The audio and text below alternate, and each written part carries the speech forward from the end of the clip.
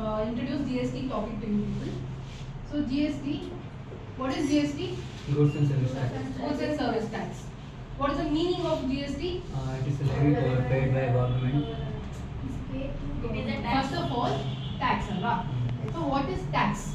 It's a levy. Goods and services. Tax andre what is tax? Rights. Right andre it is a duty. It's not a right. It's a duty. Duty that you have to.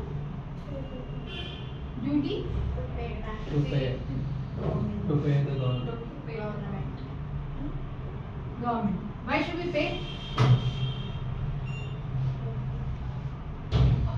Tax any ಕೊಡ್ಬೇಕು. Why should we pay tax? What is government doing for us to do pay tax?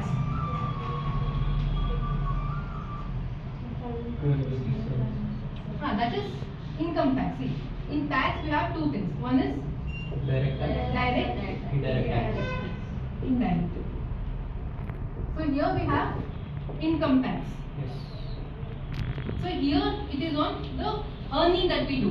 Whatever we are earning, on that if you are paying tax, that is income tax. Okay. Here comes GST. Here we are not directly paying. So though I am earning or I am not earning, I have to pay tax. I will pay tax, income tax only if I am earning. And for that it has its own limitation. So if you are crossing that limit, then you will pay tax on that income. But GST is not like that. GST is on goods or services that you are acquiring. You are buying a goods or you are taking some service, then on that you are paying some tax. Correct? So irrespective of your earning, everyone is, whoever is buying, consuming the goods or services is paying tax. Correct? So this is indirect tax. So here are the difference between direct and indirect is, here you will not be able to shift. As in, if it is my income and if I have to pay tax, I should only pay tax. Correct? No one else can pay tax on behalf of me. I should pay my tax. But here what happens, I can shift it. As in, if there is one person, A, he is selling, so government is asking him to pay tax. When he is buying the goods or services, A has to pay tax. But when he sells it to someone else, if he is selling it to B, so now this tax, whatever A had paid, is shifting it to B. Now he is collecting the GST amount from B. Correct? That is the difference between income tax and GST, indirect tax. Okay? It can be shifted and you don't know that you are paying tax. Here you are separately calculating the tax amount on the total income and you are paying it to government. Here it's not like that. It is on the consumption. Whoever is consuming or end consumer of the goods is paying this tax amount. Correct? So now what was my question? So now what is GST?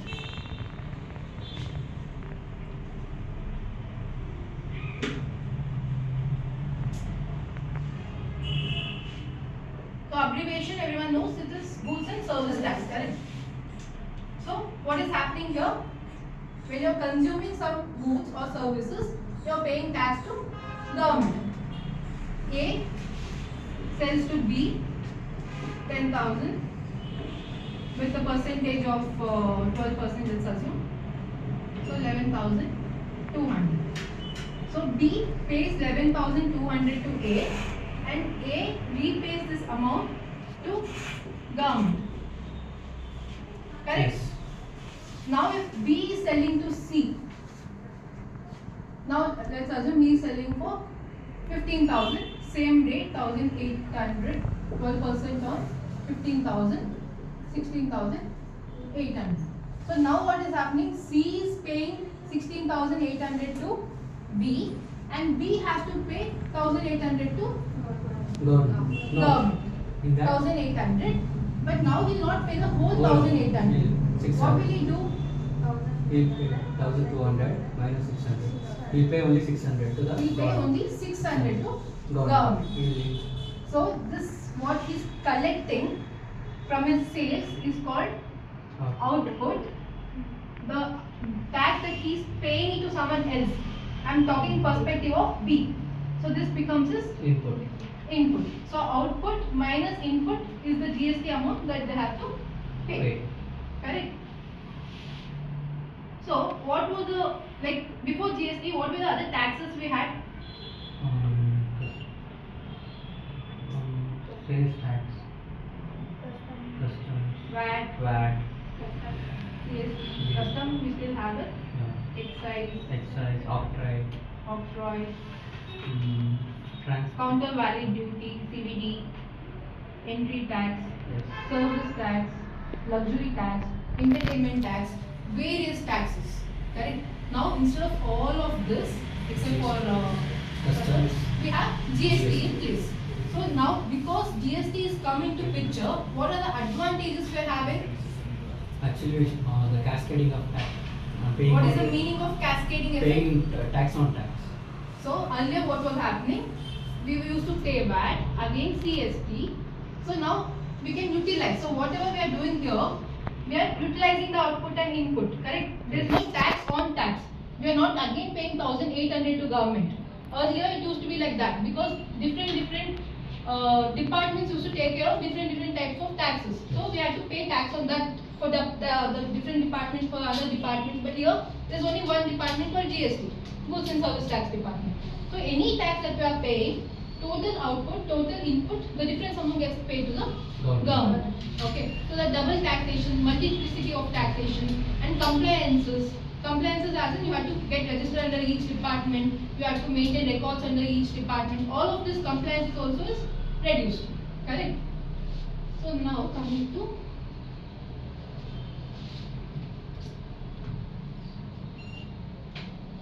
so what are the classifications we have in GST? Three classifications: CGST, CGST, HGST or UTGST, IGST. So what is the full form of CGST? Central Government Service Tax, Union Territory Goods and Service Tax, Interstate, Integrated Goods and Service Tax. These two belong to when there is a transaction, it happens within the state. Intra-state. That is within the state. IGST will be applied when it is Interstate, interstate, outside the state. between different states. Okay. So actually in GST Act, it just says rates like 5%, 12%, 18%. 28%. Okay. So whenever it is IGST, we just directly apply these percentages. Correct? But when CGST and SGST comes into picture, that is when the transaction is happening within the state, that time I'll have to split it into two halves. 2.5, 2.5, 6 and 6, 9. 9. So we have to split it into CGST and SGST. Okay. Clear? Yes.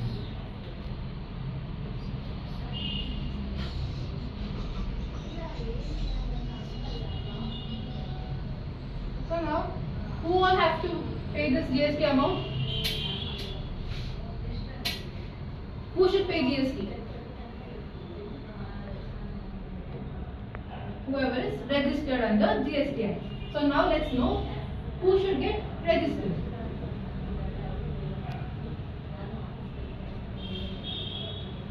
So it says when the limit increases, crosses certain limit. Okay. So when it is in case of goods, the limit is 40 lakhs. 40 lakhs. Services 20 lakhs.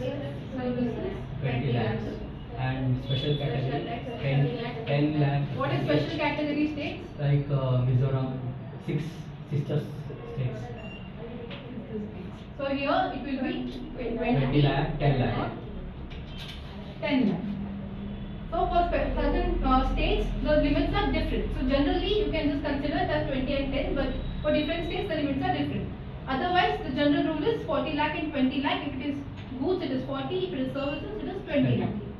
And there is something called composition scheme. So in this case, the limit will be 1.5 crore. To up to. For special category yeah, states it's 75 75 lakh, but for normal scheme it is 1.5 crore. Here limit as in it is not, if it crosses 1 lakh 50 you have to get registered under composition scheme. It's not like that. It is like once you have to get registered 40 lakh or 20 lakh, whenever you cross that limit, now you are liable to get registered. Correct? So till when your turnover is within 1.5 crore, then you have an option to either be under normal scheme or composition scheme. You can choose with respect to if you are allowed to. So certain things are disallowed from composition scheme. Apart from that, you can choose between normal scheme or composition scheme. Okay. So what are the documents that you have to provide while getting registered? Anything. Like if you have to get registered anywhere, what are the documents you provide? Aadhaar, PAN card. Address proof, ID proof. First and foremost. Land. Correct. Address proof, ID proof. Rental. So for address proof, we can give either property details, property tax paid, or rental agreement, or rent receipt. So if it is a own property, you can give the property tax details, or you can give the rental agreement or rental receipt details. Correct? ID proof, Aadhaar, PAN. Aadhaar, PAN, etc. Then what are the other things that you need? The person, like we have to give a contact details also, right? Like Reference. contact, reference, etc. So contact details will be their phone number, email ID. So photographs, passport size photograph. Then if you are a company, then you have to give incorporation certificate.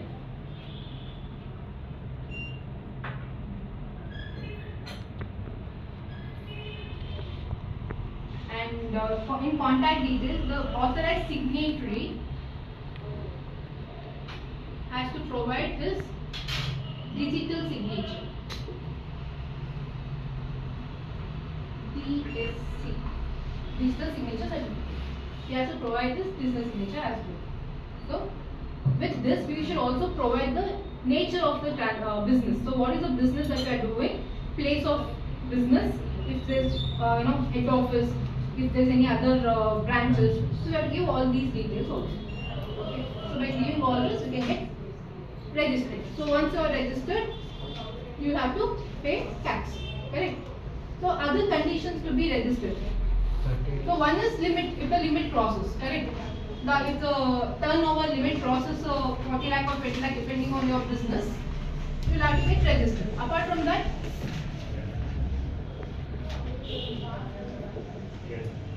is it compulsory, like you have to wait for the limit to cross to get registered? No.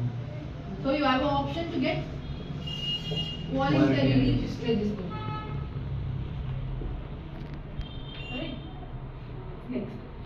So if you are dealing with inter-state supplies, then you have to be registered. Later, RCM. RCM as in reverse charge mechanism. So, those who are dealing with inward supplies, that is, who is either purchasing the goods under reverse charge mechanism or who is taking the service under reverse charge mechanism, that person has to be registered compulsorily. Okay, though the limit is not crossing or it is not doing interstate, either way, if he is dealing with the reverse charge mechanism, he has to be registered. Okay. Then non-resident input service distributors. So input service, if they have to distribute their GST input credit that they have to separately be registered as a ISD distributor. Then non-resident, casual taxpayers,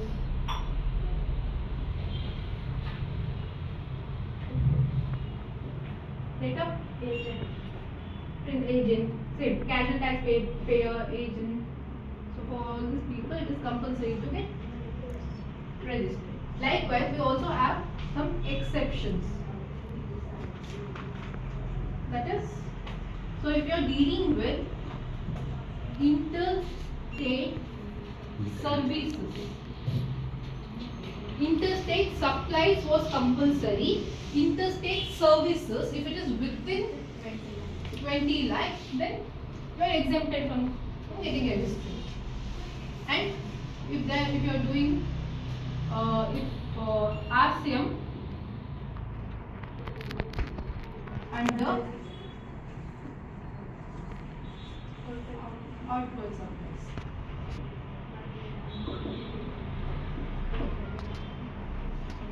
Like the way I said, if you are purchasing from a situation where RCM is applicable, you have to be registered. But if you are the person who are doing only the sales of which is dealing with reverse charge mechanism, then the other person who is getting registered will take care of the GST payables. So here you don't have to get registered. Okay. Likewise, even if it is if you are dealing only with non-taxable or any exempted goods. So even if the limit crosses, you don't have to be registered. Okay. So what I am telling is, if your turnover is 1 crore, but a total 1 crore is by selling only non-taxable exempted goods, then you don't have to be registered. If it is even crosses, that you buy something else, you sell something else of 10,000 for that example. So once you are selling that 10,000, now you have another item, taxable item. So now your turnover becomes 1 crore 10,000, which is crossing the limit. So that time you have to be registered. If you are dealing only with non-taxable or exempted goods, then you don't have to be registered. Another point is agricultural goods. Okay, so these are the exemptions and few more in the compulsory registrations. Okay.